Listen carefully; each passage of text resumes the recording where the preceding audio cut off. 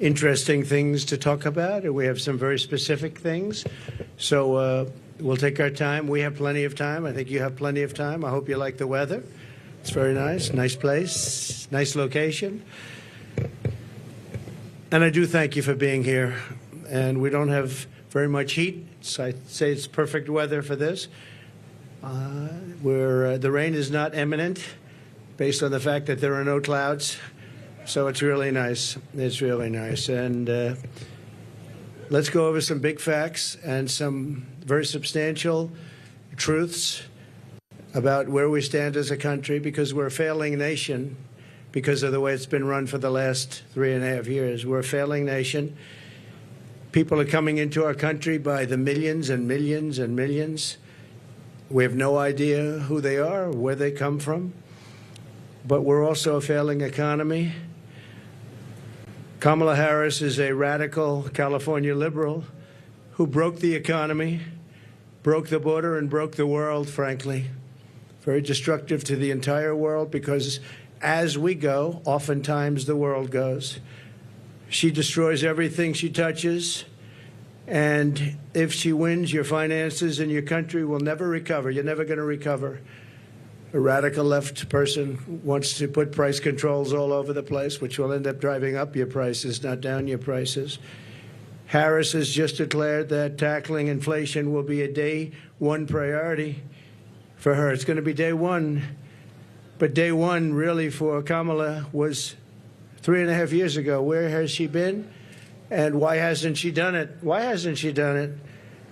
I hear her complaining all the time. She was the border czar, but she didn't do anything. It's the worst border czar in history. There's never been a border czar so bad. She's been unbelievable in terms of her badness to some of our allies, some of our great allies. You know who I'm talking about.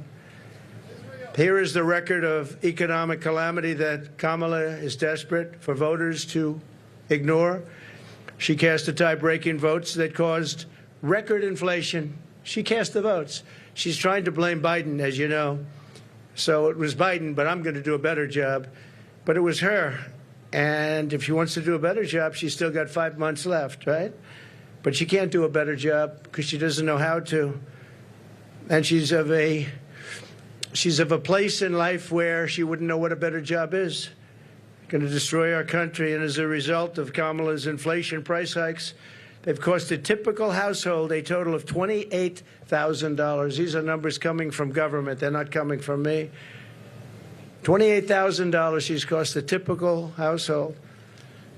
Kamala's inflation nightmare continues to cost the average American family $1,100 every single month. $1,100. Again, government numbers. You're paying $148 more a month on food. That's every month.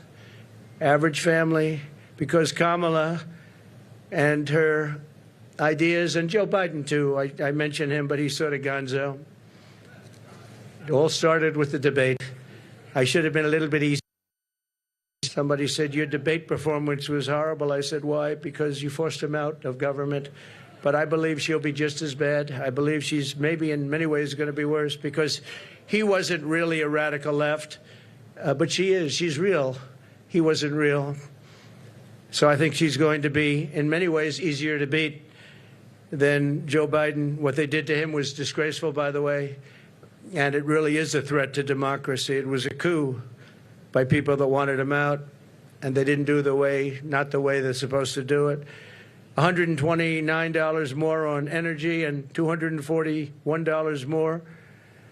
This is all per month on rent. So you have that, $148, $129, $241, and then many other increases. You add it all up, it's thousands and thousands of dollars that she and he have cost people.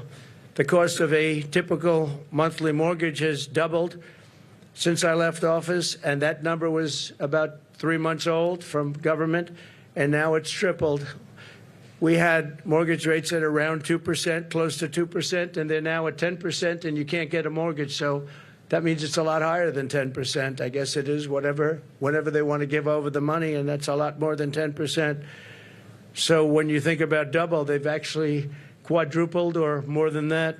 Think of that, quadrupled which really kills the American dream for young people. Young people are being devastated by what they've done to our country. Grocery prices have skyrocketed. Cereals are up 26%. Bread is up 24%. Butter is up 37%. Baby formula is up 30%. Flour is up 38%. And eggs are up 46%. And many items are up at much higher rates than that. Now Kamala is reportedly proposing communist price controls. She wants price controls. And if they worked, I'd go along with it too, but they don't work. They actually have the exact opposite impact and effect. But it leads to food shortages, rationing, hunger, dramatically more inflation. Their Inflation Reduction Act, by the way, was a disaster. It's what caused the inflation. Their Inflation Reduction Act was a con job. They actually admitted that it wasn't really for inflation that they did it. They don't know why they did it, but they named it the Inflation Reduction Act, which was a very nice name. Got approved based on that. Unfortunately, people didn't understand it. I understood it. I said that's going to cause tremendous inflation, and it did, among other things like energy. She's running on the Maduro plan. We call it the Maduro plan, like something straight out of Venezuela or the Soviet Union. This announcement is an admission that her economic policies have totally failed and caused really a catastrophe for our country, and beyond that, a catastrophe in the world.